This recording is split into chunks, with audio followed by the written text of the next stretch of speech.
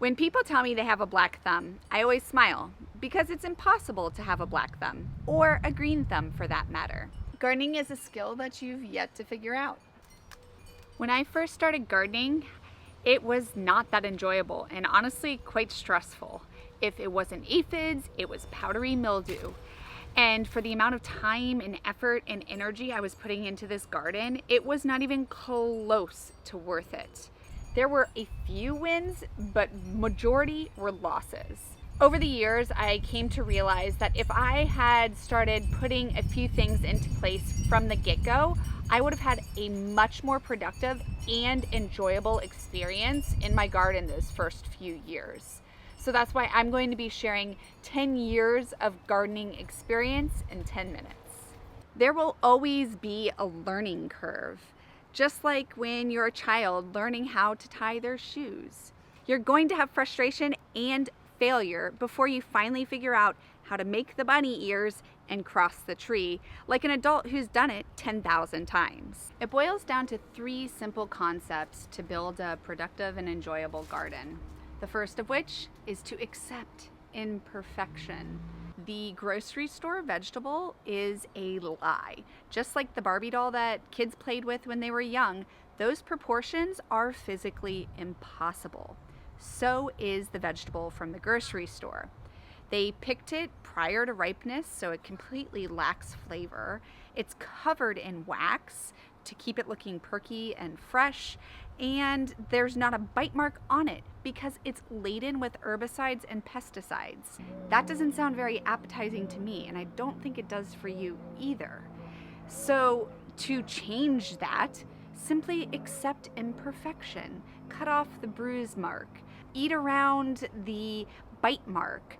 Wash off the aphids. When you start doing this, you will immediately see an increase in your production and yields from your garden with much less frustration.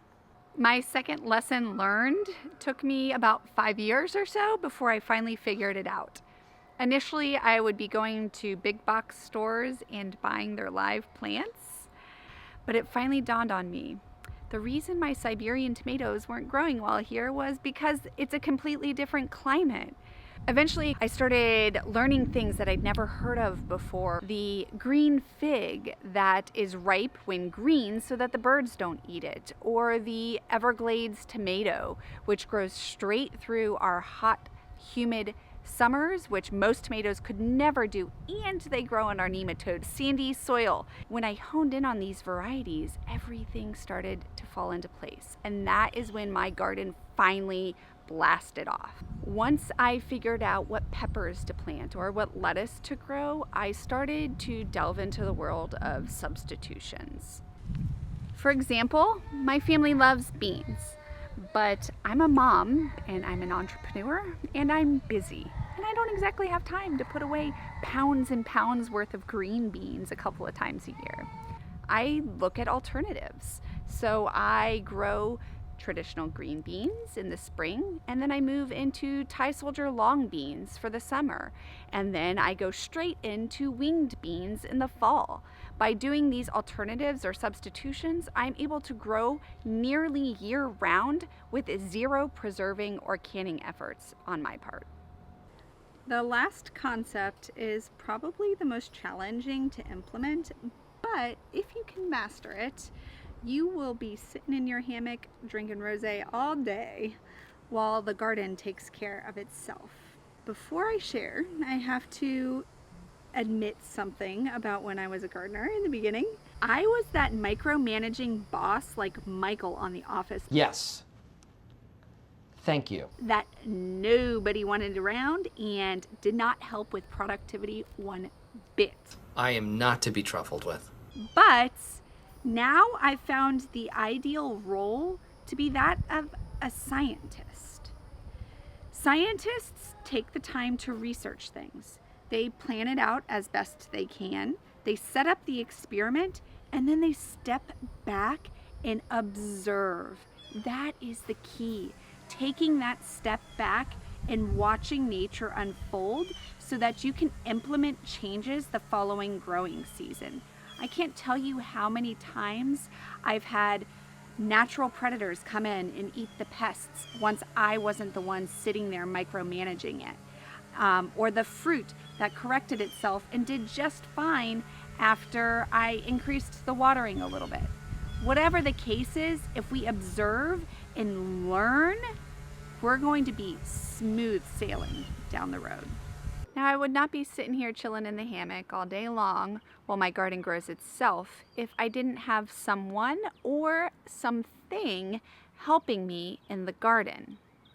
Now, if I were a brand new gardener, I didn't have an established vegetable garden, and I put one in and didn't lift a finger after planting, it's possible that I would have some yields, but it's very likely that the pest pressure would be so heavy that the garden would get annihilated without some sort of input or assistance from me. But if you have those garden helpers, the story changes. It is such a tough concept to grasp in the beginning, and it took me a really long time to get there. But we have to leave the predators and carnivores food for them to be willing to stick around in our environment. The parasitic wasps, the spiders, the lacewings, the ladybugs, all of those animals need food. And if we wipe out their pest food, they have nothing left and they move on. So if we can find that natural balance in our garden system, they will be doing the work for us. And that is when the magic really happens. That's when we get to sit back in the hammock, sipping that rosé all day, and actually have our gardens produce for us.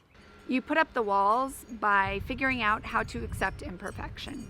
You put on the roof by researching what varieties do well. And you threw in the windows and doors by taking a step back and observing first. But we all know you can't build a house without a proper foundation, which is why you need to watch this video next.